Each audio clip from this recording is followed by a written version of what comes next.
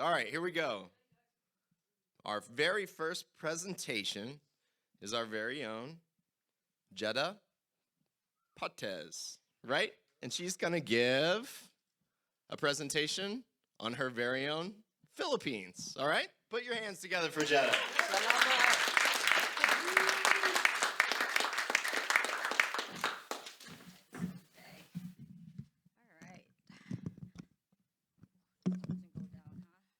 All right. I feel more relaxed today. It's like, just my people, with family. All right. So we have a saying in the Philippines, the Tagalog saying, which is the national language, ang hindi lumingon sa pinanggalingan, hindi makakarating sa paroroonan. It means a person who does not remember where he came from will never reach his destination. So I'm so glad I'm here. I'm going to talk about the Philippines, where I'm originally from.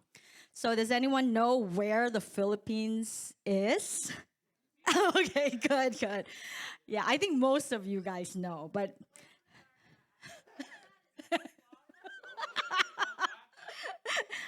so just for perspective, it's 11 hours flight west of Hawaii and 2 hours flight south of China.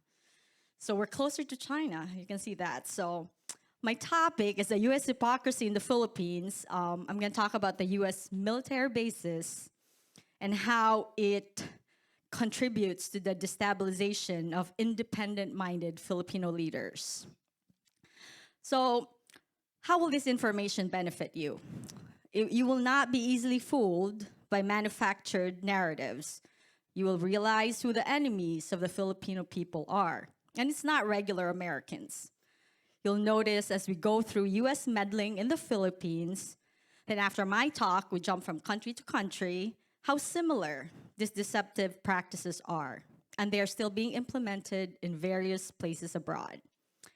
So as you know, I'm a Filipino-American immigrant, ordinary citizen, grew up in the Philippines and lived there for 30 years. I speak the national language, Tagalog, fluently, and I speak the local dialect, Bisaya. I studied in various fields from nursing, occupational therapy, physical therapy, and law in top universities in the Philippines. And I came to the US to seek the American dream and reunite with my family. So today, the foremost concern there is turning the Philippines into Ukraine and war with China, with a backdrop of the South China Sea dispute. The current news showed President Marcos Jr., newly elected in May 2022, sped up the construction of military bases, temporary military bases, and even adding more sites for the US to store weapons and build military installations with a claim that this is for faster climate disaster response and modernization of the Philippine military. Does anyone really believe that? President Marcos Jr., up to this day, has not explained his change of policy. Why do we call it change? Because during his campaign, he promised to continue former President Duterte's foreign policy, which is friend to all, enemy to none. And then, during this President Marcos Jr.'s presidential campaign, he was able to convince former President Duterte's daughter, Sarah, who was the front runner at that time in the polls as candidate for Philippine president, to run as his vice president instead, under a united team. So they call themselves Uniteam, against the American liberal darling, Vice President Leni Robredo. But now that he is in power, he broke his promise. How did this come about? Does anyone here know when was the first military base in the Philippines installed? No, that was the war, 1947, up to now. But yeah, there was the war, the Philippine-Spanish War in 1898, and the Filipinos were winning. And then the Spaniards, they asked the Americans to help them. And then they did a mock Spanish-American war, but they sold the Philippines to the Americans for like $2 million. And then, so the Filipinos were like, we don't want this, so we fought the Americans. And there was the Philippine-American War, where the American generals told their soldiers to kill anyone older than 10 years old. So it was really a genocide, and that is not being taught in our schools in the Philippines. So let's see here. So 1946, so let's time travel. 1946, Philippine independence was given by the Americans. Guess when it was? July 4th. So our Independence Day is July 4, 1946. Really sounds similar, right, to the American Independence Day. That's why some people call us the Little Brown Americans.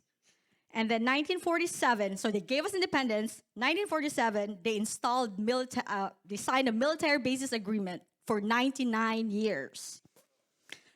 Clark Air Base and Subic Air Base. So when you look at it, were we ever really independent? You know, like a year after they gave us the bases.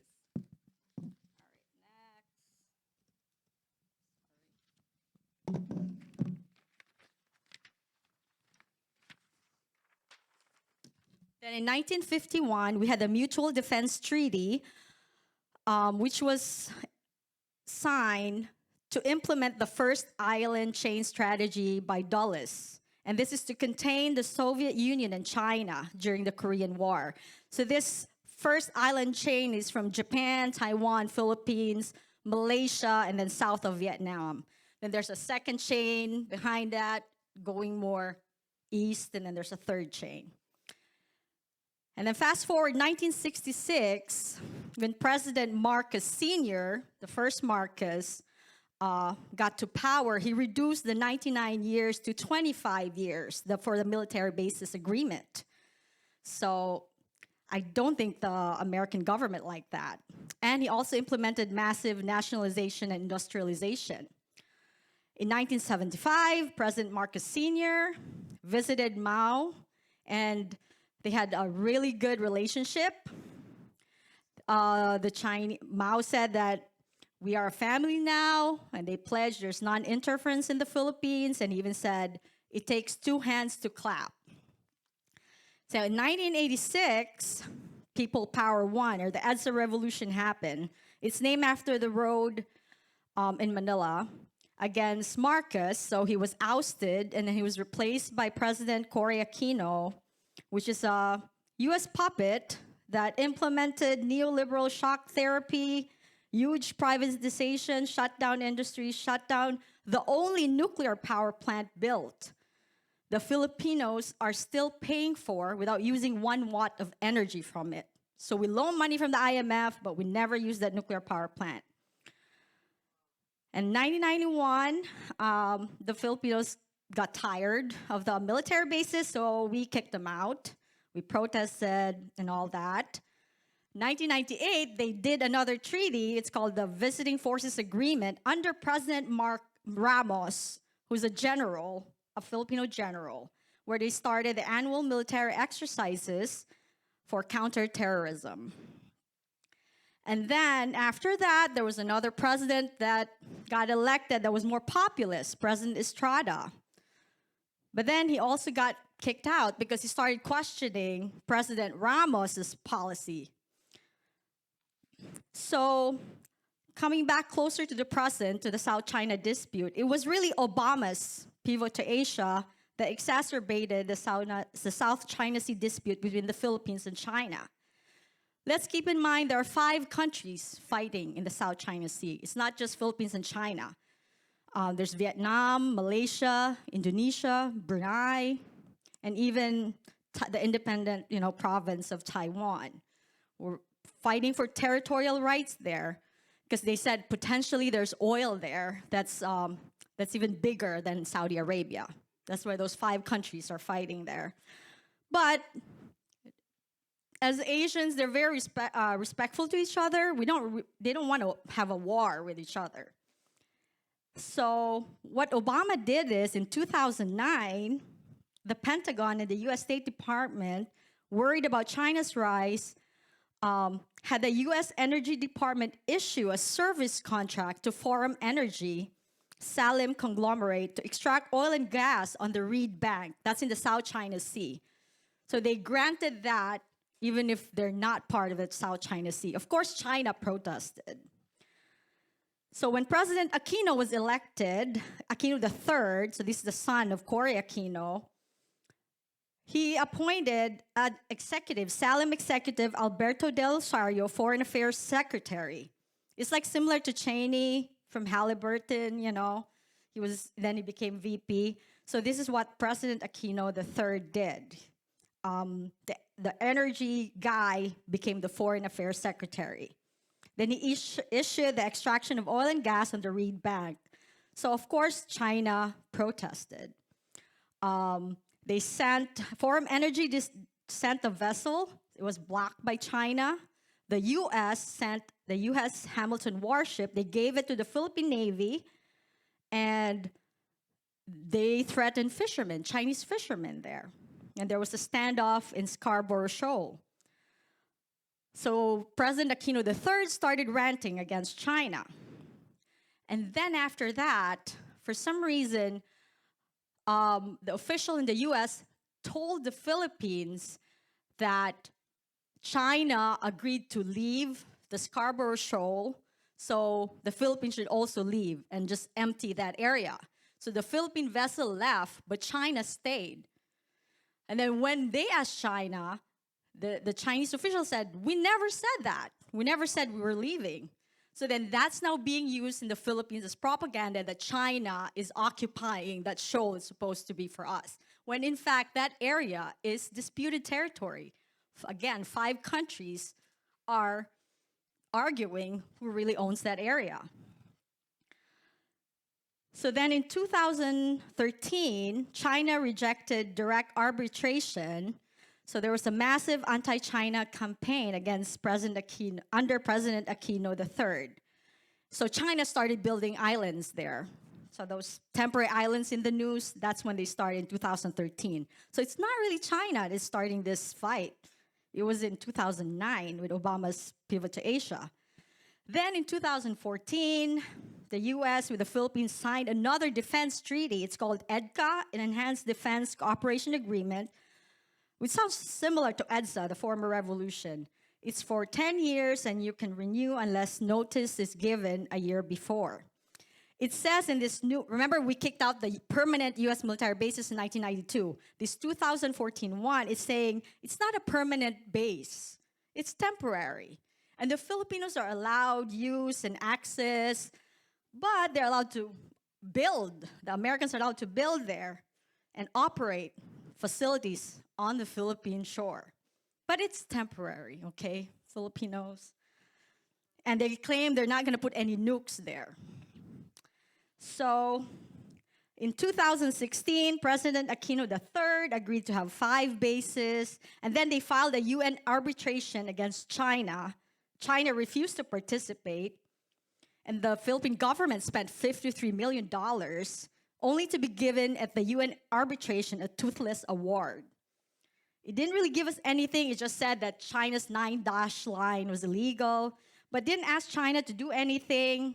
And even the islands that we disputed was downgraded to rocks. So we spent money for nothing, because in arbitration in the UN, it depends on the 2 parties. And you know how the international law is, you can't really force another country. There's not an international police that's going to make China follow that arbitration law. So we spent that much money, $53 million, which is 1 billion Philippine pesos, for nothing. But then it's being used as propaganda against China. A lot of the anti-China people are saying that, you know, China is not following that arbitration, blah, blah, blah. Then here comes President Duterte. He got elected 2016. When he took office, he already warned that he would end the visiting forces agreement and the military bases. Because he said there's a rumor that there's a nuclear-tipped weapon. And then that same year, he said that in February 2017, in May 2017, ISIS Al-Qaeda occupied a city in the Philippines, Marawi City. And in that fight to kick out ISIS Al-Qaeda, it was only mainly China and Russia that provided weapons to the Philippines. The US refused. I think we bought some from Israel, Turkey, here and there, but it was really China and Russia. And then eventually, by the end of it, the US helped a little bit. So anyway, since Duterte threatened the US that he was going to end the Visiting Forces Agreement, the temporary military bases, the ICC started investigation against Duterte in 2018. So the Philippines withdrew from the Rome Statute. In 2020, President Duterte wanted to terminate.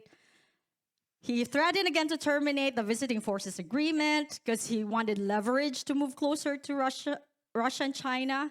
But then he reversed it a few months later due to the pandemic and the need for vaccines. So in 2021, which was like the last year of Duterte's being president, he wanted to stop EDCA, depending on the behavior of Americans. He always had like an anti-Western, anti-American streak. So that's like 1947 to the present. That is the US military bases. So let me go to the second part that I mentioned, the destabilization of independent-minded Filipino leaders.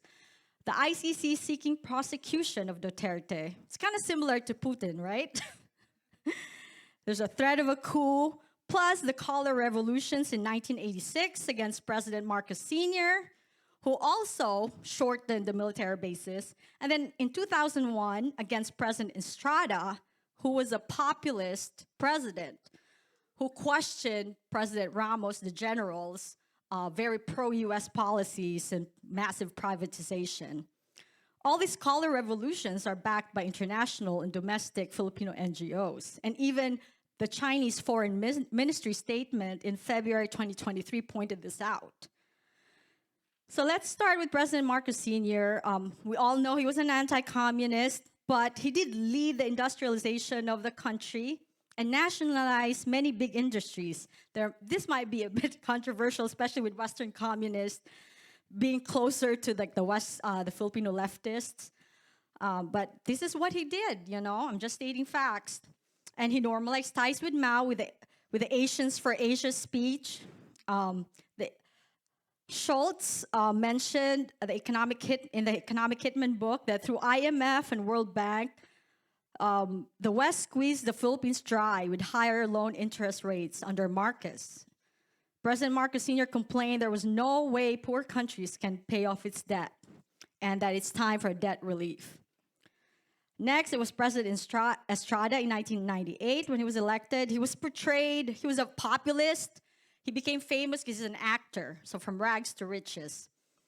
But he was portrayed in the media as stupid, he's a womanizer, and it's because he was questioning his predecessor, which was the US puppet General Ramos. Then we come to President Duterte in 2016, where the Western media places Duterte in a negative light all the time, labeled as similar to Trump. That is when also one of the ways that I began to question the establishment. I was still a liberal then, 2016, but I just wondered, why is it negative? I grew up in Mindanao, where Duterte was the mayor of a city 8 hours away, and I've heard good things about him. So I was thinking, at least one good report about him. It's fine if you criticize him, I don't mind that, but everything negative, he's a dictator, he's evil, you know, so I'm like, what is happening here? And I realized it's because he has an independent foreign policy, friend to all, enemy to none. He was a nationalist, populist, and he did a massive infrastructure buildup, roads, bridges, airports, included the plan to restart the Bataan nuclear power plant. He wanted people to be productive, to be free of drugs. There was a lot of feedback that the streets in the Philippines are safer at night. Drug rehabilitation centers were built for the thousands who voluntarily came.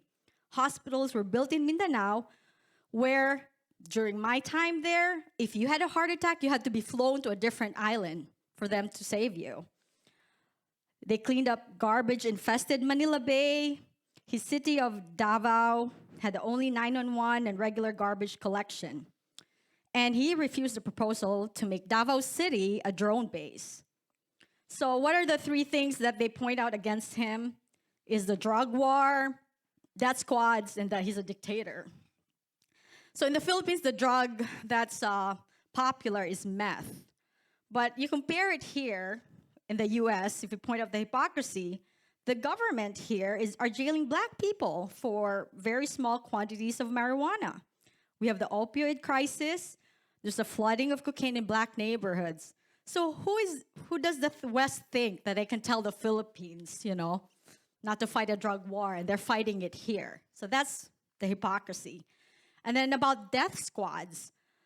In the Philippines, it's very common to have bodyguards or private army if you're a politician. You compare it here in the US, so there's a secret service for POTUS. Then, speaking of death squads, the US government is supporting Ukrainian Nazis. ISIS Al-Qaeda in Syria and occupied Marawi City in the Philippines, the Contras in Nicaragua, the Colombian mercenaries that assassinated Haiti president. So does the West really have a moral standard, to accuse the Philippines of having death squads? And then they call him a dictator. It's like any foreign leader who opposes the US is a dictator. Versus what? The dictatorship of capital, the dictatorship of the two-party system, dictatorship of Wall Street, dictatorship of the military-industrial complex, the dictatorship of the deep state. There's no moral high ground here to call foreign countries, having a dictator. When Duterte retired, he had like 75 to 80% popularity. And if he's a dictator, he should have stayed in power, right? He didn't. He stepped down because in the Philippines, a president can only stay for 6 years, one term. So when it was his time to step down, he stepped down. So is that a dictator? You can judge. So you can see how the US military bases is interwoven with the destabilization of independent-minded Filipino leaders. I'm not saying these leaders are perfect. I'm sure there's a lot of criticism about them. But the media, the Western media, is not painting them in a fair light. You can speak of the negative. You should also speak of the positive things they have done. So who are the enemies of the Filipino people? Number one, American-funded media. Maria Ressa, who's the Nobel Peace Prize winner. She is the head of Rappler. The Filipinos call it Crappler. But it's Rappler. It's an online media. It's funded by Umidyar, who's a billionaire. And she's being sued for libel in the Philippines. But she claims that, I'm being oppressed under Duterte. He wants me in jail. But she could travel anywhere. You notice? She's like everywhere. Is she really being oppressed? Or she's just claiming that? And then she claims the Philippines is a war zone. What is she talking about? Yeah, there is some violence in the Philippines, burst of violence, but people go there to vacation. It's not like probably like Iraq, or Ukraine right now. It's not like that. You can go there, you could go to the beach. There's political violence among political opponents, but just burst of it. It's not like you have to run undercover when you visit cities there. So that's a lie too. But she's being promoted now, and apparently she's part of the Intercept now. Interesting, right? And then, this American-funded media, I was in my car in Illinois driving when I heard NPR report about a drive-by shooting in the Philippines. And I heard it in Tagalog, so in my dialect. And they translated it in English, of course, and they said there were two men who are policemen in civilian clothes riding a motorcycle and shot that man. But in Tagalog, that's not what it was. It just said there were two men in civilian clothes riding a motorcycle that shot that man. So there was no police in there. But I was like, what was that? But they had to add that in to really paint a picture that, the state, the US government is oppressing the Filipino people. They're killing drug addicts left and right. But that wasn't I complained to NPR about it. They didn't get back to me. So next, the number 2 enemy is the American-trained military. These alliances quickly turn into coups. General Ramos, who ousted President Marcos Sr., is the one that worked with the U.S. And he was the one who privatized all the major corporations, national power, and national steel in the Philippines. So that's another enemy. Number 3 are the Western worshiping academics. A lot of the Filipino academics have Ivy League scholarships where American atrocities are not really emphasized. They come to Harvard for a master's degree, a doctorate degree, and they come back to the Philippines, preaching how great America is.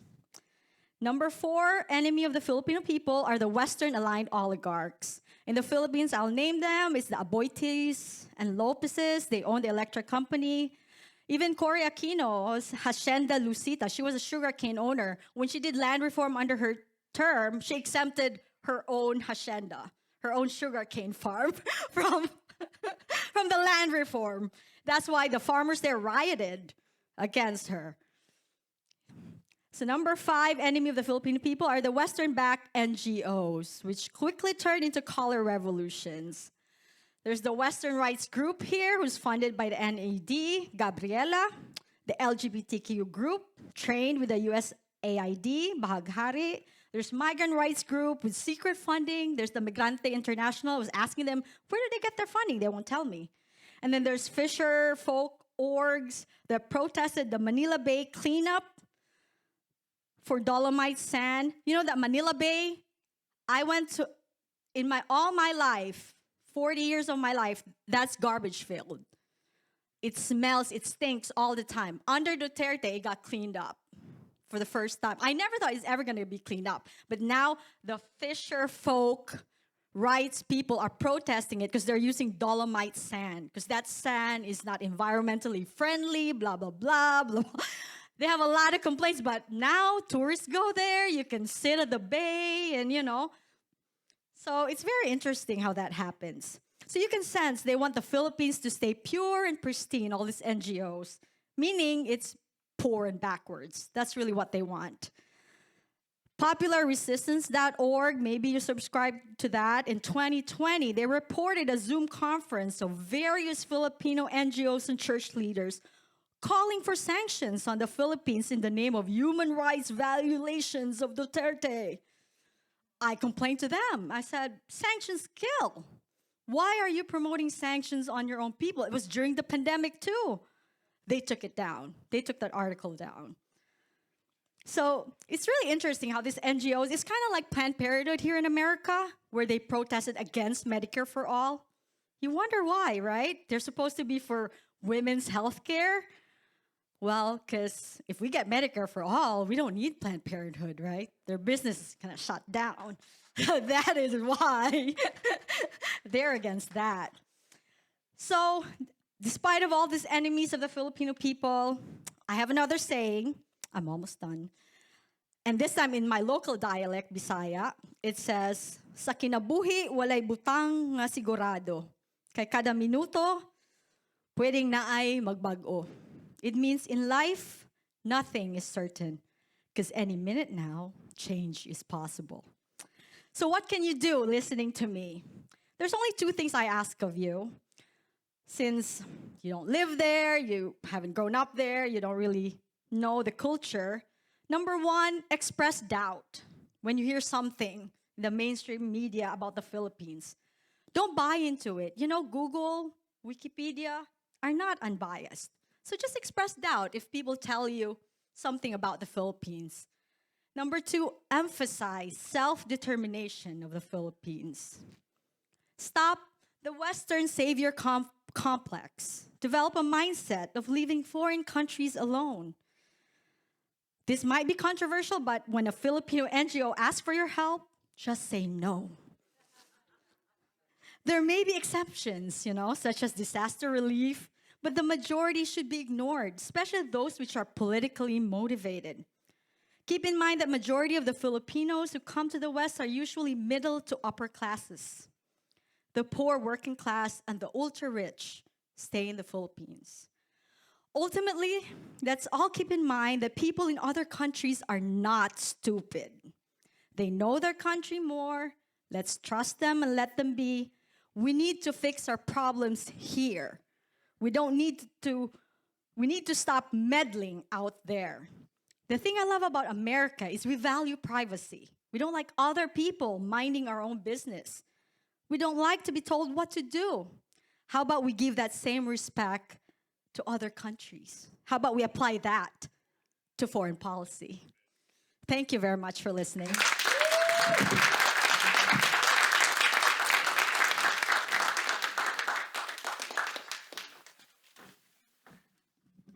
That was wonderful.